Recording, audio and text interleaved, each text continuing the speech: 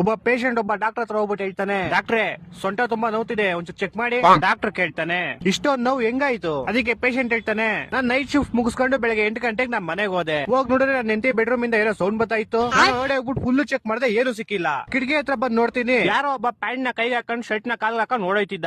ನಂಗ್ ಸೈಕ್ ಆಗ್ಬಿಟ್ಟು ಪಕ್ಕದಲ್ಲಿ ಒಂದ್ ಫ್ರಿಜ್ ಇತ್ತು, ಅದನ್ನ ತೆಗ್ದು ಅವ್ನ ಮೇಲೆ ಹಾಕ್ಬಿಟ್ಟೆ. ವೆಯ್ಟ್ ಜಾಸ್ತಿ ಇದ್ದಲ್ಲ, ಅದಕ್ಕೆ ನೋತಾ ಇರ್ಬೇಕು. ಅಷ್ಟಲ್ಲಿ ಇನ್ನೊಬ್ಬ ಪೇಷಂಟ್ ಬರ್ತಾನೆ. ಅವನ ನೋಡಿದ್ರೆ ಸರಿಯಾಗಿ ಆಕ್ಸಿಡೆಂಟ್ ಆಗಿರೋ ತರ ಇದ್ದ. ಡಾಕ್ಟರ್ ಅವನ್ನ ಕೇಳ್ತಾನೆ, ಏನಾಯ್ತು? ಈಗ ಅವ್ನು ಹೇಳ್ತಾನೆ, ಡಾಕ್ಟ್ರೆ ಬೆಳಗ್ಗೆ 8 ಗಂಟೆ ಇರೋ ಕೆಲ್ಸಕ್ಕೆ ನಂಗೆ 7:45 ಎಚ್ಚರ ಆಯ್ತು. ನಾನ್ ನಾಷ್ಟನು ಮಾಡ್ದೆ, ಅರ್ಜೆಂಟ್ ಅಲ್ಲಿ ಪ್ಯಾಂಟ್ ನ ಕೈ ಹಾಕೊಂಡು ಶರ್ಟ್ ನ ಕಾಲ್ಗೆ ಹಾಕೊಂಡು ಓಡೋಯ್ತಿದ್ದೆ. ಅಷ್ಟ್ರಲ್ಲಿ ಯಾರೋ ಒಬ್ಬ ಗೋಳಿ 4ನೇ ಫ್ಲೋರ್ ಇಂದ ನನ್ ಮೇಲೆ ಫ್ರಿಜ್ ಎಸ್ಬಿಟ್ಟ.